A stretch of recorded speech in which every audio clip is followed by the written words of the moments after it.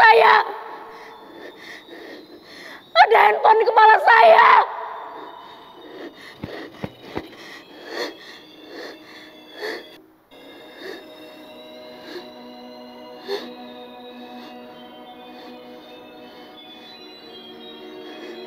Setiap malam, setiap saya membuka buku-buku itu, setiap saya mencoba khusyuk membaca, tiba-tiba terdengar suaranya. Ini terjadi semenjak ayah saya menetapkan peraturan baru di rumah ini, melarang handphone di malam hari. Dan saya harus menyerahkan benda pujaan itu pada ayah. Maka saya harus duduk di bangku ini menghadapi buku-buku yang bisu dan tak asyik ini.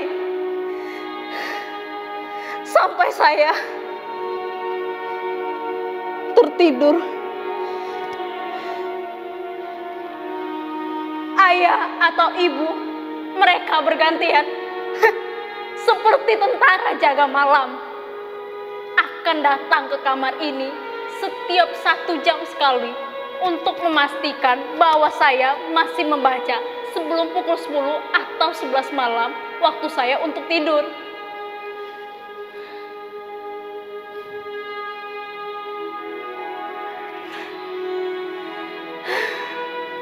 Pintu itu tidak boleh saya kunci sebelum jadwal tidur tiba. Ini peraturan yang kedua. Sebentar lagi, sekitar 10 atau 15 menit lagi, salah satu di antara mereka akan patroli datang ke kamar ini. Itu artinya saya harus duduk di bangku ini untuk membaca. Tapi sebelum hal itu terjadi, izinkan saya berbagi cerita kepada hadirin sekalian, baik yang menyaksikan langsung nasib saya di kamar ini maupun melalui Zoom.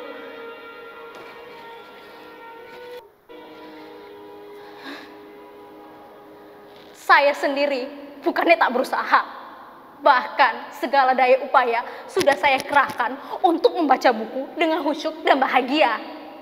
Bahkan saya juga sudah memotivasi diri dengan berbagai nasihat yang saya ingat. Contohnya seperti kata-kata mutiara, semboyan, pepatah, pantun, yel-yel penyemangat belajar, hingga kritik tajam para pakar mengenai bahaya kecanduan handphone. Tetapi herannya, hal-hal yang biasa dipakai orang lain untuk memotivasi diri tak juga membesarkan semangat dan gairah saya untuk membaca. Kalaupun bertahan, palingan sekitar 10 atau 15 menit saja, lalu saya menguap lagi. Sedangkan kritik tajam para pakar itu tak mengurangi rasa kerinduan saya untuk selalu bersama dan dekat dengan handphone.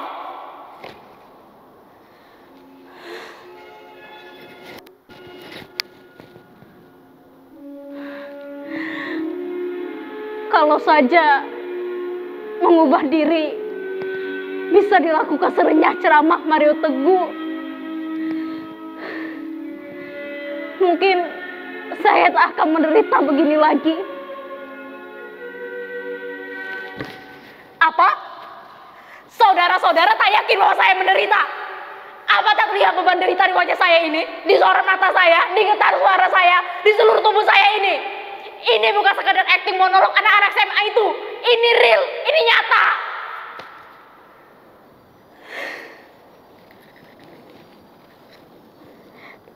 Saya memang menderita. Bahkan kalau penderitaan saya ini saya tuangkan ke dalam sebuah puisi, saya yakin saudara-saudara tak akan kuat membacanya tanpa menitikkan air mata. Tak percaya? Saudara-saudara tak percaya bahwa sekarang ini saya dibully dikepung sedih?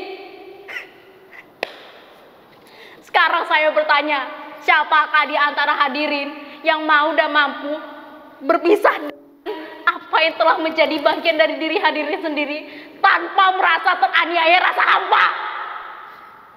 Tidak ada kan yang mampu. Begitu juga saya.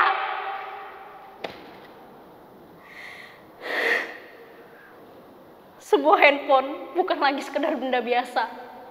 Ia adalah salah satu bagian terpenting dari diri kita, bahkan hidup kita.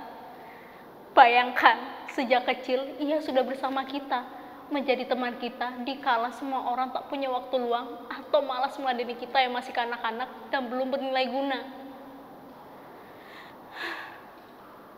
Pagi, siang, sore, bahkan malam, ia selalu setia di sisi kita tanpa keluhan sedikit pun. Asalkan baterai dan kuotanya mencukupi, ia selalu menemani kita. Apapun kemauan kita dan kemanapun kita ingin tamasya, ia selalu bersedia. Ia bahkan telah menyimpan nama kita dan seluruh isi memori kita di dalam dirinya. Dan kita juga telah menyimpan password dan kunci pembuka dirinya di dalam benak kita.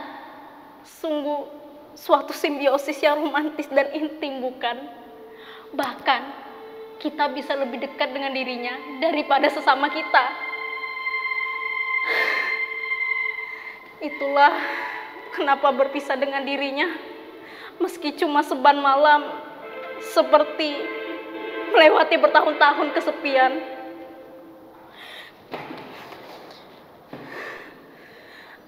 Oh handphoneku, betapa berat dan panjang jalan yang harus kutempuh untuk kembali bersamamu. Sejak saya mengerti membaca dan menulis, saya sudah menuliskan nama saya di dalam dirinya. Arayan. Saya memang sempat berganti-ganti partner dari satu handphone ke handphone lainnya. Tapi apapun jenis mereka, sikap mereka tetap sama. Setia menemani dan melayani. Tak pernah berkurang sedikit pun. Bahkan semakin istimewa dan semakin besar kemampuan mereka untuk melayani kita. Coba sekarang kita bandingkan kesetiaan dan konsistensi mereka dengan kita. Berganti partner, berganti pula sikap dan kebiasaannya. Apalagi pergantian pimpinan. Bisa semakin baik atau malah semakin anjlok mutunya. Maaf, saya agak ngelantur. Ya maklumlah, orang kalau lagi diterkam sepi dan rindu suka melayang kemana-mana pikirannya. Jadi bagaimana sekarang? Sudah cukup jelas bahwa saya menderita. Saya menderita bukan karena berpisah dengan dirinya saja, tetapi karena saya dihadapkan pada dua keadaan secara bersamaan. Di satu sisi, saya tahu bahwa ayah dan ibu bertujuan baik. Mereka ingin saya punya prestasi dan maju dalam studi.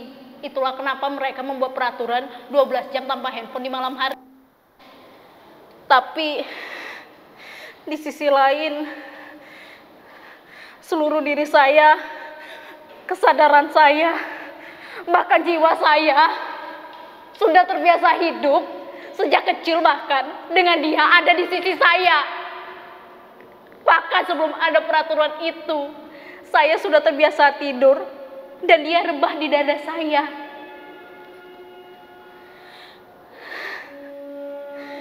Tak mudah lagi bagi saya melewati hari, meski sesaat tanpa dia. Kadang, kalau saya tak kuasa menahan rindu, saya ambil casingnya, saya dekapkan ke dada saya seperti ini. Kadang, saya terkenang pula saat-saat dramatis kami, ketika ia mulai melemah dan kritis, dan saya dengan panik mencari tempat untuk menambah energinya.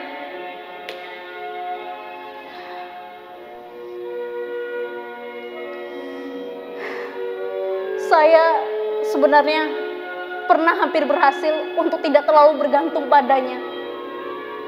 Ya, selain untuk hal-hal penting saja. Tapi saat saya memergoki ayah dan ibu pada suatu malam, duduk begitu asyik dan begitu intim dengan handphone masing-masing, saya jadi merasa terhianati. Sejak saat itu, kemampuan saya untuk berpisah dengan dirinya semakin berkurang. Dan bahkan kini, ia ada di dalam kepala saya. Dia telah menjadi denyut dalam jantung saya. Saya sudah teramat dalam mencintainya.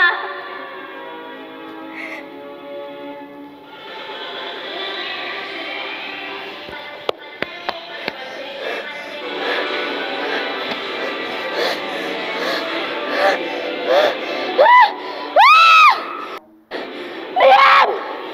Diam! Suara ini!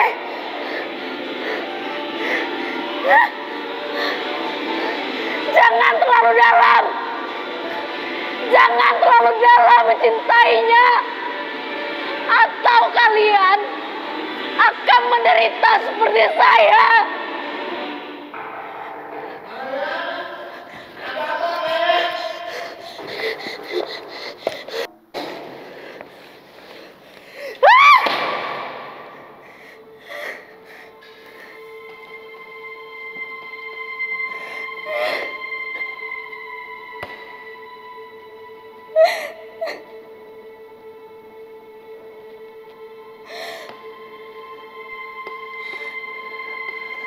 Betapa panjang dan berat jalan yang harus kutempuh. Tapi inilah yang harus aku lakukan untuk mendapatkan kelahiranku kembali.